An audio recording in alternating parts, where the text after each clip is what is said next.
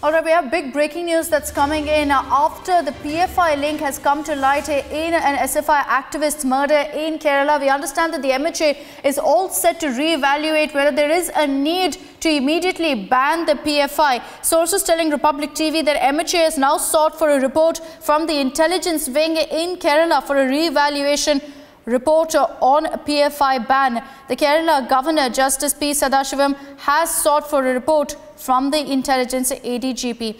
All right, we've got Pooja Prasanna joining us with more details on this story. And before I go across also to a political editor, Aishwarya Kapoor, is joining us on this. Pooja, if you could give us details of what really you've learned from your sources. Just yesterday, we'd gotten details of how the PFI is involved in activist Abhimanyu's death. And now you've got the centre all set to really re-evaluate whether there's a possibility of a PFI ban. The Kerala government in the past, despite several incidents of violence by PFI, SDPI and CFI activists, had not been in favour of a ban of these organisations. But now the MHA officials held a video conference with officials from the intelligence wing of Kerala, and they asked them to re-evaluate and submit a report as to whether they feel that after the brutal murder of Abhimanyu, the SFI activist who was killed in Kochi 2 weeks ago, and after several other incidents, because let's remember just today, we also reported how another SFI activist was attacked and one SDPI member has been arrested by Kerala police. So in view of all this, now they are re-evaluating whether or not there is enough evidence to suggest that all these organizations, PFI, SDPI and CFI, have been involved in across the nation in communal as well as terror-related activities, and whether it does call for a ban on these organizations. Simultaneously, like you rightly mentioned, Akshata, the governor of Kerala, Justice P. Sadashivam, has also sought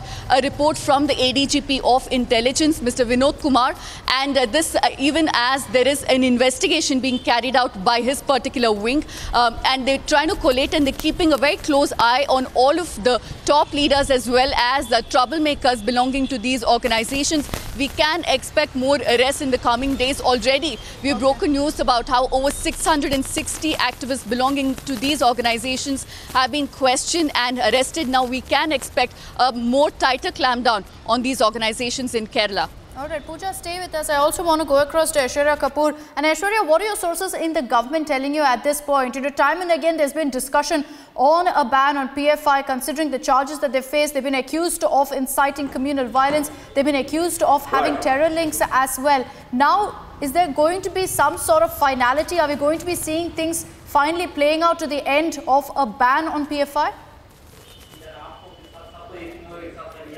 Akshata, the complete process is going to be followed. Now when the governor has sought a report, governor works on the discretion of the President of India, and the President works on the suggestions coming in from the Council of Ministers. So at the end of the day, we are being told that the MHA via the governor has sought a report in this very regard, because there have been not one but several complaints against this very particular organization, and that is something which is really becoming a point of concern, because it's not only an isolated incident, it is a collection of issues and collection of violent terrorism related issues which are coming out. Thus, keeping this in mind, we are being told that the governor in this case, and as Pooja was just telling us, governor has sought a detailed report which is going to be sent in back to the Ministry of Home Affairs. So in this very regard, it is the MHA, and it is on the behest of the MHA that the governor has sought a report. And now when the report goes back, then the process begins to level 2. This is just the level 1. There are 3 levels,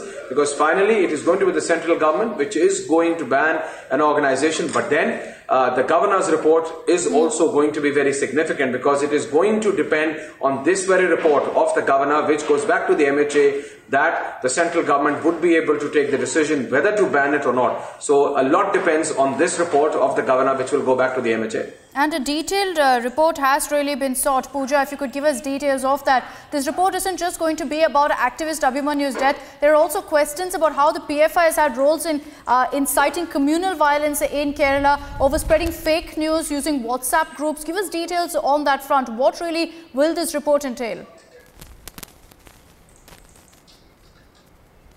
The The intelligence wing under ADGP Vinod Kumar has put together a dossier, and we understand that of the incidents that have been mentioned, significant is the fact that there are over 200 groups, WhatsApp groups, that are in circulation where fake messages are being circulated to incite violence between communities, and also which relates to fundamentalism of certain religions. This is one of the things that's under scanner, but significantly mentioned in that dossier is, of course, Abhimanyu's brutal murder and the role of these PFI and affiliate organizations in it. Also another incident where SDPI activists were arrested for hoisting BJP flag on a CPM flagpole and hoping that that would turn into clashes between BJP and CPM and several other incidents. Pooja, stay with us. Let's go across to Taslim Rahmani, who's joining us on the phone lines. Mr. Taslim Rahmani, we're getting you details here on Republic TV that now there is a report that's going to be submitted where they're going to reevaluate whether there is a need to ban PFI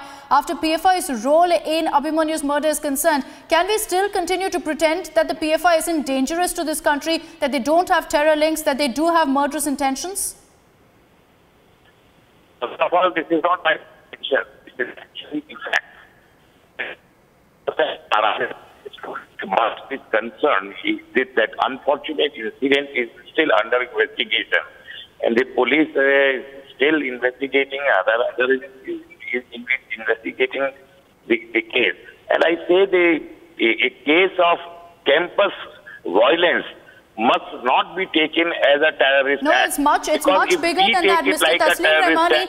Don't dismiss the murder of an activist as that to be some mere simple campus violence. You're talking about the murder of a young boy here, and besides that also, you look at the kind of details that have come out of how PFI has been involved in inciting communal violence also. About it, that if you are making a violence, campus violence into a terror activity, then you are actually weakening the fight against terrorism. And as far as the PFI or SDPI is concerned, these are legitimately registered philanthropist and political organization which has no role in any kind of terror activity. So many reports and charge sheets has been submitted against the PFI. None could be proved in any court, and very recently the Rajasthan government, BJP, has submitted a report to the Rajasthan state government that they did not find any case or any basis to ban an organization like But Mr. Taslim Rahmani, what you also have to keep in mind right now is the developments that are taking place, because even as we speak about the PFI's role in Abhimanyu's murder and those arrests have taken place, we've got so many people who've been arrested, a crackdown really on PFI leaders. But besides that, sources are also telling us that there are over 200 WhatsApp groups by the PFI, by the SDPI as well, where fake news is being circulated, and we know what a menace that is. These are allegations and suspicions. These are not proved. That has to be proved. That's what I said. The case is still under investigation and nothing could be proved as of now. And furthermore, I want to say that the BJP government at the center want to create a hate icon amongst the Muslim community to polarize the Indian citizen on communal line, and this is a shameful act from the BJP and RSS people who just don't want to so Mr. see Taslim Rahmani, you're maintaining that this is a conspiracy, but also what we have to keep in mind is that the PFI's link, as far as Abhimanyu's murder is concerned, that has come to light. The police have already made their arrest. Mr. Taslim Rahmani, thanks for speaking to Republic TV. Aishwarya, even as we break down the details really of what this report is going to detail out with regards to Abhimanyu's murder, as well as the fake news circulation, as well as inciting communal violence, time and again, the government has expressed its resolve, saying very categorically that if PFI or any such radical groups are found to have terror links or inciting hatred, inciting violence in the country, we will immediately see a crackdown as well. So that very categorically is the government's stand on this issue. Akshata, first and foremost, central government does not seek such kind of reports only based on one or two isolated incidents. There have been more than 3 dozen incidents, 3 dozen issues several FIRs, several complaints, not only in one state but in different states against one particular organization and its affiliates. That is something which has led to this seeking a report. The governor of the state seeking report from the state IB in itself shows that it's serious matter. And when this report goes back to the central government, that is not going to be taken as the final word, because that is what the contrarian view is going to be. There is going to be another scrutiny of that report when it reaches back to the MHA, and it's only when all the inputs are collaborated together, then a final call will be taken in. And in that too, state government's view is mandatory according to the Constitution of India. The state government where these organizations have been active, not one or two, but all the state governments' view will also be taken in. So that is the process, and that process will be followed in for this regard as well, because we are talking about banning an organization, and there is a contrarian view to that as well. And as we've just seen people coming out and basically commenting that the present political dispensation seems to be biased towards a certain organization, but the facts seems to be indicating the other side. And that's exactly why, after the latest gruesome murder coming out and then more and more details coming out, the governor seeking a report in this regard for the whole working, functioning finances and each and every point related to that very particular organization and its affiliates.